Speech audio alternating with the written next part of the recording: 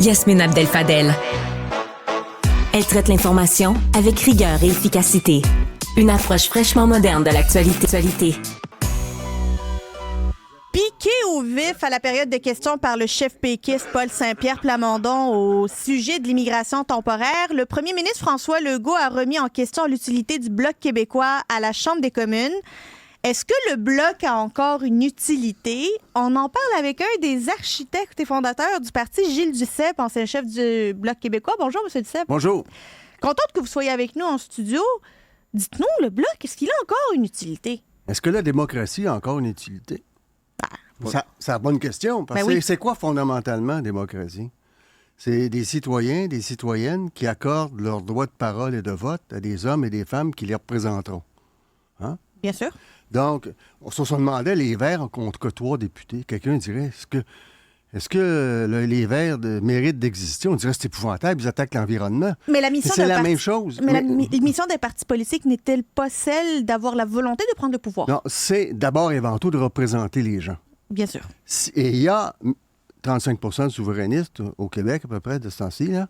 Or, est-ce que ce serait une bonne démocratie que ces gens-là n'aient pas des représentants, des représentantes dans les enceintes démocratiques que sont nos parlements? C'est non seulement bon pour le Québec, c'est bon pour le Canada d'entendre une autre voix que celle des partis fédéralistes qui donnent une certaine vision du Québec. Je ne demande pas d'être d'accord fondamentalement avec la vision du Bloc, mais de dire qu'on devrait faire en sorte que ces options-là ne soient pas présentées. C'est même dangereux pour la démocratie, parce que quand vous ne pouvez pas être représentant en démocratie, vous cherchez d'autres moyens. Mais qui parle au nom du Québec? C'est François Legault ou c'est Yves-François Blanchet? Bien, moi, je pense que quand il y a des consensus à l'Assemblée nationale, le seul parti qui reprend à Ottawa, c'est le Bloc. Les ministres et députés libéraux restent silencieux. Les députés conservateurs ne parlent pas. Le député NPD ne leur prend pas.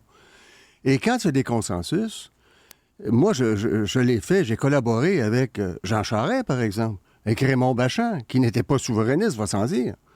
Mais il y avait un consensus. Or, notre devoir, c'est de représenter cette volonté unanime de l'Assemblée nationale. S'il n'était pas reprise, est-ce que ça serait une bonne chose? Mais la souveraineté n'est pas une volonté unanime de l'Assemblée nationale, c'est quand même un projet de société qui... Non, mais des demandes, par exemple. Hein? Et je pense qu'il a dérapé. Il aurait pu dire, je suis pas d'accord avec le Bloc. Il a même dit, le PQ n'a jamais rien fait. Il était là, lui. Colin Couture sur l'immigration, c'est le PQ. Les commissions scolaires linguistiques, c'est le PQ. J'entendais tantôt mon ami Dimitri Soudas, on n'a pas les mêmes opinions du tout, qui disait, en période majoritaire, le Bloc est insignifiant. On pourrait dire ça de tous les partis. Mais je vais le rappeler tantôt pour lui dire, c'est en période majoritaire qu'on a posé 400 questions sur les commandites.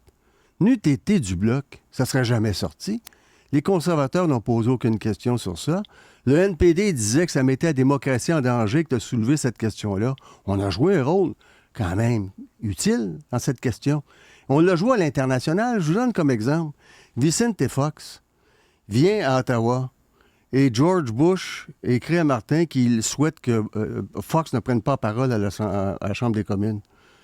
Et là, Mme Fuentes, l'ambassadrice du Mexique, m'appelle. J'ai une lettre disant que l'opposition s'oppose à ce que M. Fox prenne la parole. J'appelle Harper, je dis « Steven, t'opposes-tu? » Il dit « Ben non. » Là, j'ai vu qu'il y avait quelque chose qui se cachait. Donc, moi, j'ai fait une demande à Martin, copie conforme à Vicente Fox, qu'il prenne la parole à la Chambre des communes. Il l'a prise.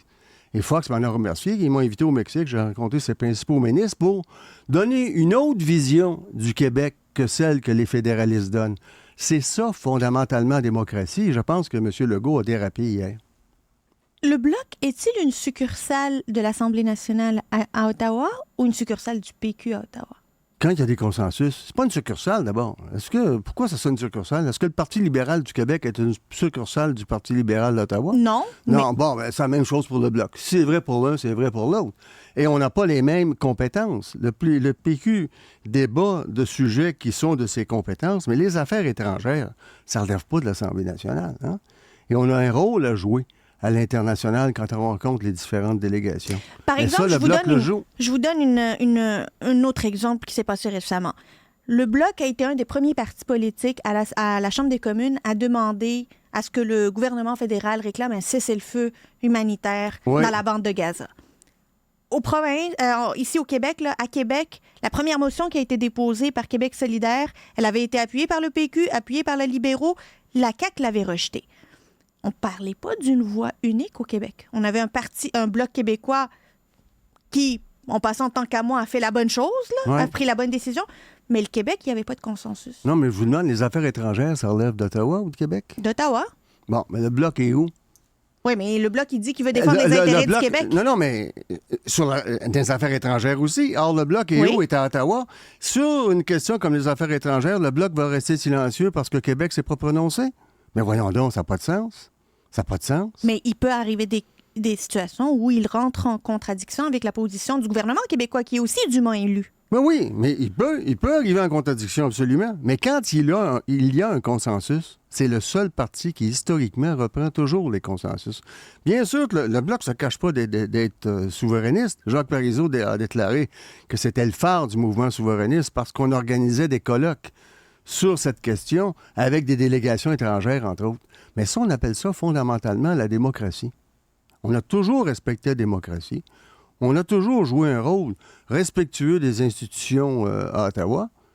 Or, moi, je pense qu'il a dérapé, M. Legault, en faisant cette déclaration. Est-ce que vous le percevez comme une énième trahison de M. Legault envers le mouvement souverainiste? Non, moi, les trahisons, là, s'il a changé d'opinion, il change d'opinion. Vous changerez d'opinion? Souvent. Moi, j'ai déjà changé, oui, parce que j'ai fait cette erreur dans le passé, moi, d'être dans l'extrême gauche, et je l'ai reconnu. Je ne l'ai pas caché. Hein? Quand je pense à Pierre-Éliott Trudeau, qui était en Jeune Canada, c'était un groupe antisémite des années 40. Lui, il ne s'est pas excusé. André Laurando s'est excusé. Pierre Dansereau s'est excusé, mais pas Trudeau. Alors moi, j'ai fait une erreur. Ça arrive de faire des erreurs. Mais il faut avoir le courage de les reconnaître. Puis, même pas le courage, la décence de les reconnaître. Tout simplement. J'ai donc changé d'idée, mais je crois, moi, que la meilleure solution, et je l'ai écrit, je travaillais avec Claude Castonguay avant qu'il ne décède, malheureusement. On disait, les deux grandes voies depuis la dernière guerre mondiale, c'est on a vu les pays passer du nombre de 40 à près de 200, et ces mêmes pays s'unir dans de grands ensembles économiques, voire avec des aspects politiques, comme l'Union européenne. Et on se disait, peut-être que la solution, ça serait 5 pays, la Colombie-Britannique, l'Ouest, l'Ontario, les Maritimes et le Québec, dans une Union canadienne. Alors ça, je partagerais ça, mais pour participer pleinement à un grand ensemble, il y a une condition incontournable, disait Mitterrand, c'est celle d'exister. Bien sûr. Il faut exister. Monsieur Legault remet en question l'utilité du bloc à la Chambre des communes. Je ne sais pas si c'est vraiment ça qu'il fait ou ça y est passé par la tête tout d'un coup. Mais vous auriez répondre à quoi, Monsieur Legault? C'est quoi l'utilité de la CAQ s'il y a une bataille référendaire? Mais on verra leur position. On le sait pas, on verra. Mais on ne sait pas, c'est ça, on verra. Mais entre-temps, ils ont été élus. Moi, je reconnais qu'ils ont été élus. Est-ce que, parce qu'ils ont été élus, je dois être d'accord avec eux? Mais non. Quand les gens disent « le peuple a toujours raison », je dis non, ça c'est faux. Si on disait ça, il n'y aurait plus d'opposition. Exemple, Harper a été élu, je devrais toujours être d'accord avec lui. Le peuple a tous les droits. Et il faut respecter les choix que le peuple fait. Ça ne veut pas dire être en accord avec le choix que le peuple a fait. Sinon, la démocratie est foutue. Gilles Duceppe, ancien chef du Bloc québécois, merci beaucoup d'être venu nous parler. Ça m'a fait plaisir.